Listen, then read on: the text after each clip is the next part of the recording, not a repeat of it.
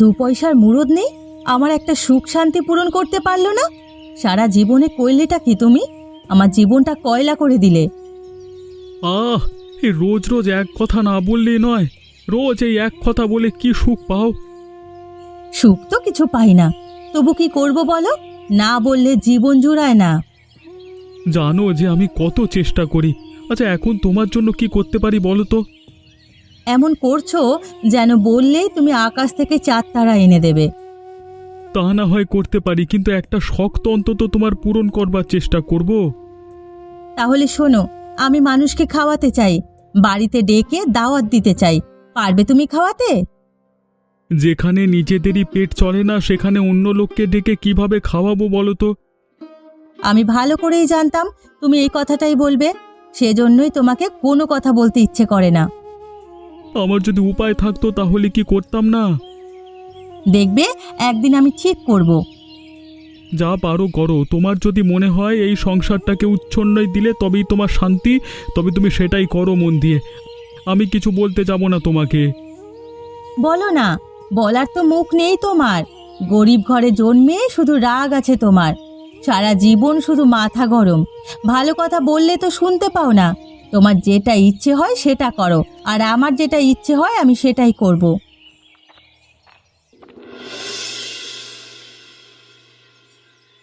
হায় হায় হায়, আমাদের সাথে কি হয়ে গেল লতা? আমাদের মেয়েটা তো আর সাড়া দিচ্ছে না গো। ওগো, ওগো, আমি আর সহ্য করতে পারছি না। এত বড় ক্ষতিটা কেন আমাদের সাথে হয়ে গেল? আমি বুঝতে পারছি গরিব হওয়ার একটাই অপরাধ। আমাদের সাথে উপরওয়ালা কেন এরকম করলো? জানি না গো, আমি কিচ্ছু জানি না। শুধু এতটুকুই জানি নিজেদের দিক থেকে তো সবটুকুই চেষ্টা করেছিলাম। কিন্তু আমাদের যদি কেউ সাহায্য করতো বা আমাদের কাছে একটু পয়সা থাকতো, তাহলে তো আমরা কবিরাজ বা ডাক্তার দেখাতে পারতাম। আমাদের কপালটাই খারাপ। আমাদের সব থেকে আদরের ভালোবাসার জিনিসটা ওপরওয়ালা কেড়ে নিল। এত নিষ্ঠুর তিনি। আমরা তো কতবার জমিদার বাবুর কাছে গিয়েছিলাম বলো, সাহায্যের জন্য। আমরা সামান্য কিছু টাকা ধার নিয়েছিলাম বলে আমাদের মেয়েটাকে মৃত্যুর মুখে ফেলে দিল, তবু আমাদেরকে সাহায্য করলো না। এতটাই নিষ্ঠুর উনি। সবাই শাস্তি পাবে, আমি অভিশাপ দিচ্ছি। একজন মেয়ে হারানো বাপের চোখের জল কোনো দিন মিথ্যে যাবে না। যারা আমাদের মেয়েটাকে এরকম অবজ্ঞা করে মৃত্যুর মুখে ঠেলে দিল, আমাদের অসহায়তার সুযোগ নিয়ে তাদের একদিন শাস্তি হবেই। আর সেদিনই আমার খুকির আত্মা শান্তি পাবে। আমার আর কিচ্ছু ভালো লাগছে না। এইভাবে আমাদের ফুলের মতো মেয়েটা চলে যাবে কোনো দিন ভাবতে পারিনি গিন্নি। আমারও আর বাঁচতে ইচ্ছে করছে না আর। হায় হায় হায়।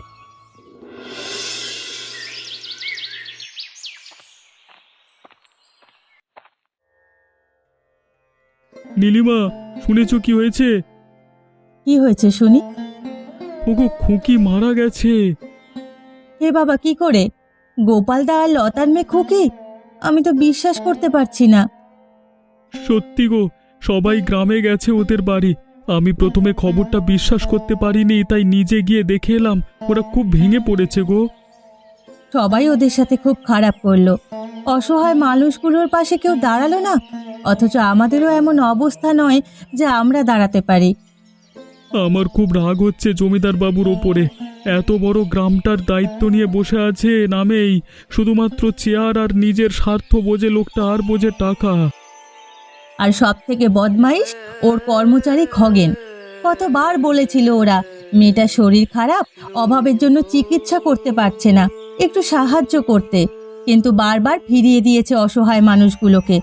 এত টাকা থাকা সত্ত্বেও ফিরিয়ে দিল। দেখবে ওপরওয়ালা কোনোদিন ওদের ক্ষমা করবে না। আমাদের করবে তো? হঠাৎ এর মধ্যে আমরা এলাম কেন? আমার ইচ্ছে ছিল অনেক দিন ধরেই যে খুকি আর ওর বাবা মাকে আমাদের বাড়িতে নেমন্তন্ন করে ডেকে খাওয়াবো, কিন্তু শুধুমাত্র তুমি রাজি হওনি বলে আমি কোনোদিন পারিনি। এখন আমি সেই অপরাধ বোধ রাখবো কোথায়? দেখো, পাগলের মতো কথা বলো না। আমাদের যদি খাওয়ানোর মতো অবস্থা থাকতো তাহলে কি খাওয়াতাম না? সব সময় তোমার জীবনে কিছু না কিছু সমস্যা থাকবেই, তা বলে তুমি মানুষের পাশে থাকবে না? এই তোমার মানবিকতা? দেখো, আমি একটা জিনিস বুঝি, হরিপদ আর খগেন ওরা বদমাইশ, ওদেরকে আমি ছাড়বো না। আগে নিজেকে জবাব দেবে উপরওয়ালার কাছে সেটা ঠিক করো।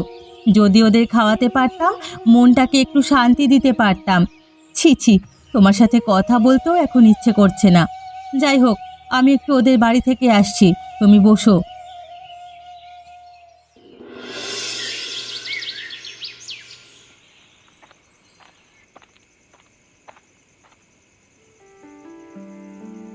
আরে খগেন, গ্রামের কি অবস্থা? বাবু, যত বড় একটা কাণ্ড ঘটে গেল, তা নিয়ে সবার খুব মনটা খারাপ। ওই বাচ্চা মেয়েটা মরেছে বলে?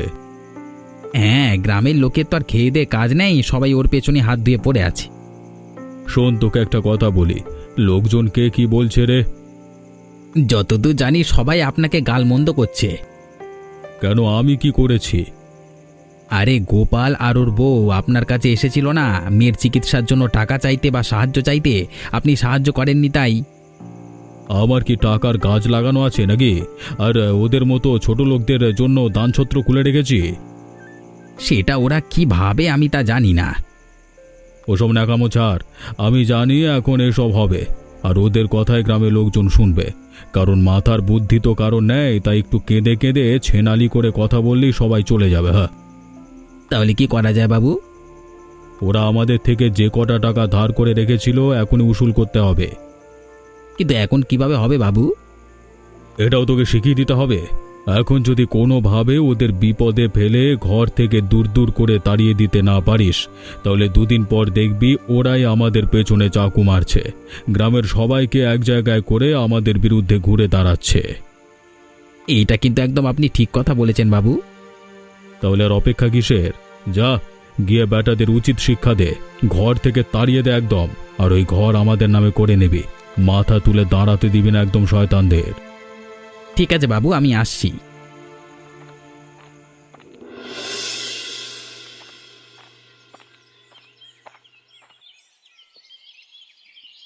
রে, লতা কোথায় রে? দেখ মা, মন মরা করে থাকলে তো চলবে না। এরকম বিপর্যয়ের পরে তো ঘুরে দাঁড়াতেই হবে। আমার আর কিছু ভালো লাগছে না বুড়িমা, আমাকে তুমি কিছু বলো না। দেখ, ভালো লাগছে না বললে তো হবে না। দেখো, বলা তো অনেক সহজ, কিন্তু আমার জীবনে সব কিছু আনন্দ খুশি নিয়ে চলে গেল মেয়েটা। আর কিসের জন্য ঘুরে দাঁড়াবো বলো তো? আর কার জন্যই বা দাঁড়াবো? নিজেদের জন্য, গ্রামের সকলের জন্য। হ্যাঁ, কথাটা হয়তো শুনতে খারাপ লাগলেও মনে হতে পারে আমি স্বার্থপরের মতো কথা বলছি, কিন্তু আমি যে কতটা ঠিক বলছি সেটা বুঝতে পারবি। দেখ, চারিদিকে শত্রু ছড়িয়ে আছে, একটু অসতর্ক হলেই কিন্তু তারা তোদের ছাড়বে না। শত্রু আর আমাদের কি করবে বলো? যা করার তো করেই দিল। অনেক কিছুই হতে পারে তোদের সাথে, কিন্তু তারপরেও তোদের জিতে যেতে হবে। যদি কারো জন্য না হয়, তবে মরামের মুখের দিকে চেয়ে। ওরা খুশি হলে তবেই কিন্তু ও খুশি হবে, কথাটা মনে রাখিস। চেষ্টা করবো গো, তবে আমাদের একটু ভালো থাকাতে যদি ও খুশি হয়, তাহলে আমি চেষ্টা করতে পারি। চেষ্টা করতেই হবে, আর আমি জানি তোরা পারবি। আর তাছাড়া আমি তো আছি, তোদের চিন্তা কি? তুমি একদম আমার মায়ের মতো কথা বলছো।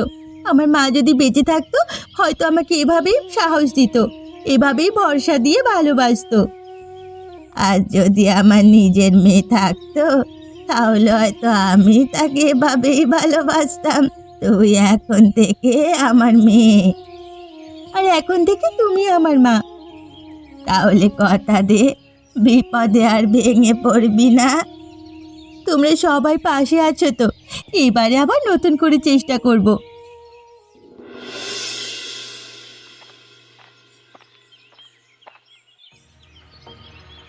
কি গো, মেয়ে মরে গেছে বলে এত দুঃখ পেয়েছো যে বাবুর টাকা দেবে না? আমাদের এত বড় ক্ষতি হয়ে গেল, আর এখনো ওই কথা, মানে টাকার জন্য তোমরা পড়ে আছো। তোমরা যে এরকম চামার আমরা আগে তা জানতাম না।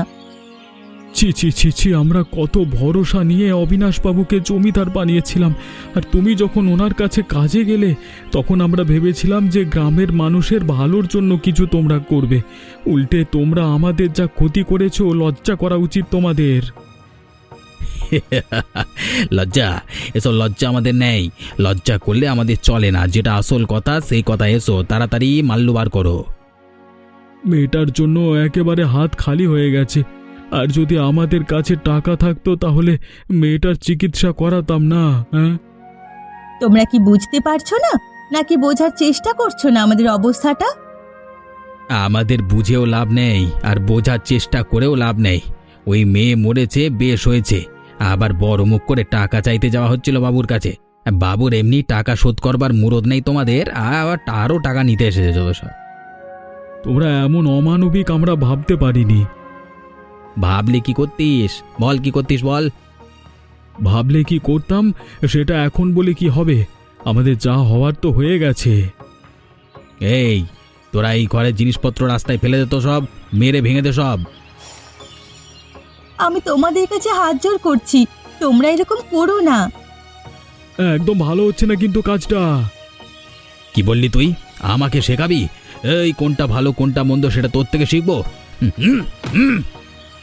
ছেড়ে দাও বলছি, ওকে তোমরা ছেড়ে দাও। ও একমাত্র আশ্রয় আমার, ওকে ছেড়ে দাও, কিছু করো না। তাহলে বেরিয়ে যা, বেরিয়ে যা তোরা বাড়ি থেকে এই মুহূর্তে, ব্রো। কেন তুমি ওদের সাথে লড়াই করতে যাচ্ছিলে বলো তো? তাতে কি হতো? আমার মেয়েটাকে ওরকম ভাবে ওরা মেরে ফেললো, তারপর আবার মরা মেয়েটার নামে উল্টোপাল্টা কথা বলছে। আমি চুপ করে কি মেনে নেব? কেন তুমি বুঝতে পারছো না যে ওর নামে খারাপ কিছু বললে ও খারাপ হয়ে যাবে না? কিন্তু তোমার যদি কিছু একটা হয়ে যায় তাহলে আমাকে যে মরতে হবে, কারণ তুমি আমার একমাত্র বাঁচার সম্বল। তুমি ভেবো না আমার কিচ্ছু হবে না, কি করে জানলে তোমার কিছু হবে না? কারণ এখনো ওদের শেষ দেখা বাকি। আমিও ভাবছি ওদের ভয়ানক শাস্তি হওয়া দরকার। তুমি শুধু ওপরওয়ালাকে ডাকো। ডাকছি, আর শাস্তি ঠিক ওরা পাবে, দেখো। তবে তোমার খুব কষ্ট হচ্ছে, কি যে করব কিছুই বুঝতে পারছি না। না গো, মেয়েটা যতটা কষ্ট পেয়ে মারা গেছে তার সামনে এসব কষ্ট কিছুই নয়, তুমি একদম ভেবো না। তবুও একটা উপায় আমাদের বার করতেই হবে। এভাবে ভুকা পেটে তো আর পথ চলা যায় না। চলো আমরা একটু বসি, খুব ক্লান্ত লাগছে। তুমি একটু ভরসা রাখো, দেখো সব ঠিক হয়ে যাবে। চলো চলো ওই দিকটা একটু বসি। আমি একটা উপায় পেয়েছি ভেবে। কি উপায় শুনি? আগেই নির্লজ্জ সমাজকে শিক্ষা দিতে হবে, তারপর শিক্ষা দিতে হবে হরিপদ আর খগেনকে। তার জন্য কি করবে? যা করবার আজকে রাতেই করব। খগেন কালকে সকালে দিনের আলো মুখ দেখবে না, এটা তোমাকে কথা দিলাম। কি বলছো কি তুমি? একদম ঠিক কথা বলছি, আমার কথা তুমি মিলিয়ে নিও। কিন্তু কিভাবে করবে তুমি? আমাকে করতেই হবে। কিন্তু তুমি তো এর আগে কোনোদিন এসব কাজ করনি। এর আগে কোনোদিন তোমার মেয়েও মারা যায়নি। একজন বাবা হিসেবে প্রতিশোধ আমাকে নিতেই হবে, আর তুমি আমাকে সাহায্য করবে। সে তো অবশ্যই করব। আর হ্যাঁ, কালকে থেকে আমরা ভিক্ষে করব। এই সমাজ দেখবে যে সব কিছু হারানোর পরেও আমরা হেরে যাইনি। আমরা ঘুরে দাঁড়িয়ে চোখে চোখ রেখে ভিক্ষা করে হলেও বেঁচে আছি, আর শাস্তি দিচ্ছি শয়তানদের। আমি তোমার সাথে একদম একমত। ওদের সাহস খুব বেড়ে গেছে, না হলে বাড়িতে এসে কোনোদিন আমাদের ঘর থেকে বের করে দেওয়ার মতো দুঃসাহস হতো না। কই, আর কারো সাথে তো এরকম করেনি, আর কারো গায়েও তো হাত তোলেনি। নরম মাটি খুঁড়তে সবার ভালো লাগে, এবারে ওরা বুঝবে মজা। এই যে ওই ঘরটাতেই শান্তিতে ঘুমাচ্ছে শয়তানটা। এটাই আজ ওর শান্তিতে শেষ ঘুমের রাত। সাধারণ মানুষের রক্ত চুষে শান্তির ঘুম ওপরওয়ালা কখনো সহ্য করবেন না। সেজন্যই তো আমাদের হাতে দায়িত্ব দিয়েছেন। এদের মতো নরকের কীটেদের নরকে পাঠানোর দায়িত্ব আমাদের। আজকে আমাদের মৃত মেয়ে একটু হলেও শান্তি পাবে গো। ঘরের বাইরে থেকে তেল ছড়িয়ে দেব, আর তুমি আগুন লাগিয়ে দেবে। তারপরে তো আসল মজা। ঘরের ভিতর চিৎকার করতে করতে ছটফট করে মরবে, বাঁচার জন্য কাতর আহ্বান করবে, তবু কেউ বাঁচাতে যাবে না। যেমন ভাবে খুকি শেষ বেলা পর্যন্ত বাঁচবার চেষ্টা করছিল তেমনই। বেশি দেরি করা উচিত হবে না, যদি কেউ দেখে ফেলে তাহলে গন্ডগোল হয়ে যাবে। এত রাতে এদিকে কেউ আসবে না, তুমি তাড়াতাড়ি তেল ছড়িয়ে দাও। এবারে সরে এসো তুমি, আমি আগুন দেব। ওই দেখো, শয়তানটার চিৎকার ভেসে আসছে। আর কিচ্ছু করবার নেই, এবারে পুড়ে মরবে ভেতরে। তবেই শিক্ষা হবে অত্যাচারী জমিদারের। যদি তারপরেও শিক্ষে না হয়, তাহলে ওই মোড়লকেও আমরা এইভাবে সরিয়ে দেব জগৎ থেকে, তবেই আমাদের শান্তি। চলো আমরা চলে যাই।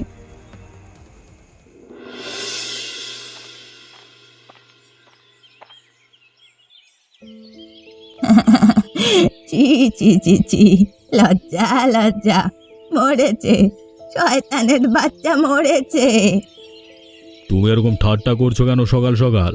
আর আমার বাড়িতে সেরকম ঠাট্টা করবার সাহস কে দিল তোমাকে? হ্যাঁ, সাহস তো তাদের যারা এত বড় ক্ষমতাবান জমিদারের ডান হাত খগেনকে রাতের বেলায় বাড়িতে পুড়িয়ে মারলো। তুমি কি এখন ওটা নিয়ে মজা করতে এসেছো? হ্যাঁ, মজা করতে এসেছি, বেশ করেছি মজা করে, আরো করব। তোমার গলায় জুতোর মালা পরিয়ে রাস্তায় রাস্তায় ঘোরাবো। খুব মজা হবে। কি উল্টো পাল্টা কথা বলছো তুমি? উল্টো পাল্টা কথা নয়, সত্যি বলছি। যদি তোমার চোখ থাকে অবিনাশ, তাহলে চোখ খুলে দেখো যে তোমার অবস্থাও এরকম হতে চলেছে। সময় বদলে গেছে, আর কেউ তোমার অত্যাচারকে ভয় পায় না। তাহলে আমার কি হবে? হ্যাঁ, ভয়? তোমার চোখে এখন ভয় দেখতে পাচ্ছি আমি।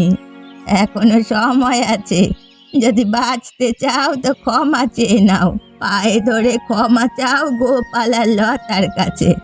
না হলে যেরকম পোড়া বেগুনের মতো মরেছে খগেন, সেরকম ভাবেই মরবে তুমি। না না, আমি আমি আমি মরতে ভয় পাই, আমাকে দয়া করে মেরো না। তাহলে যেটা বললাম সেটাই করো।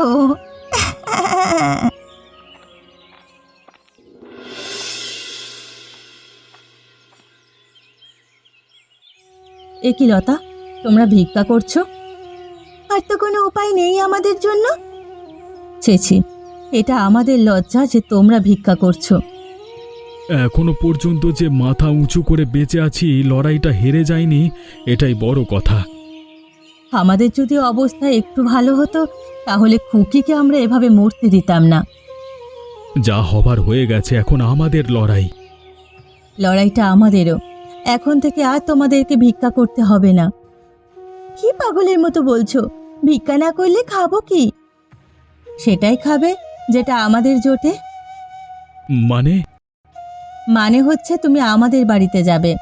আমরা তোমাদের প্রতিবেশী হয়েও পাশে থাকতে পারিনি তোমাদের বিপদে, তবে এখন পাশে থাকবো।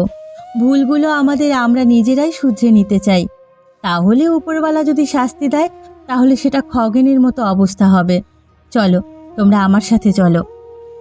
তোমাদের নিজেদেরই অভাবের সংসার, আমরা তোমাদের বাড়িতে গিয়ে কি করব? তোমরা হয়তো ভাববে যে হঠাৎ করে তোমাকে কেন আমাদের বাড়িতে নেমন্তন্ন করছি। সেটাই তো ভাবছি, হঠাৎ করে কেন দয়া দেখাতে এলে? ইচ্ছে অনেক দিন ধরেই ছিল যে তোমাদের আর খুকিকে আমাদের বাড়িতে নিয়ে গিয়ে খাওয়ানোর। সেই ইচ্ছে তো পূরণ হলো না, তাই মনে মনে অনুশোচনা ছিল। সে কষ্টটাকে একটু মিটিয়ে নিতে চাই, আর ক্ষমা চেয়ে নিতে চাই খুকির কাছে। দয়া করে তোমরা না করো না। ঠিক আছে, আমরা রাজি আছি, চলো। ঠিক আছে, মেয়ের কথা যখন বললে তখন যেতে রাজি হচ্ছি, চলো।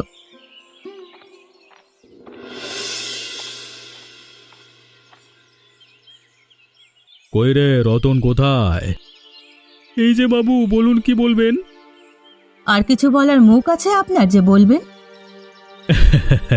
দেখো কে এসেছে, বলেছিলাম না আসবে একদিন, শয়তান আজকে এসেছে। কেন এসেছেন আপনি? তামাশা দেখতে এসেছেন? নাকি দেখতে এসেছেন আমরা কিভাবে বেঁচে আছি নাকি মরে গেছি? আমি তোমাদের পায়ে ধরে ক্ষমা চাইছি, আমার চরম ভুল হয়ে গেছে।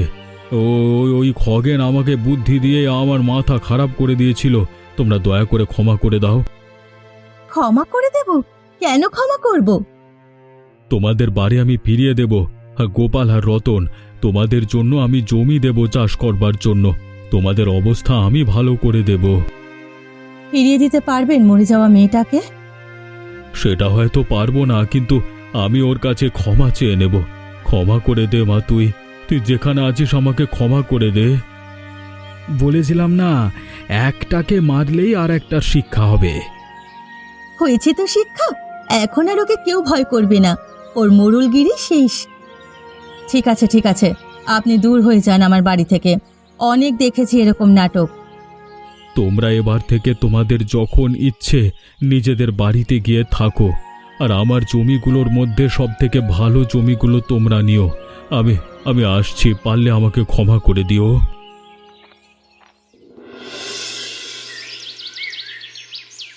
যা হবার হয়ে গেছে, তবে তোমার মতো প্রতিবেশীর হঠাৎ দাওয়াত আমাদের নতুন করে বাঁচবার প্রেরণা দিয়েছে। ঠিক বলেছ, আজ তোমার গরিব ঘরে শুক্তো আর ভাত খেতে খুব ভালো লাগছে।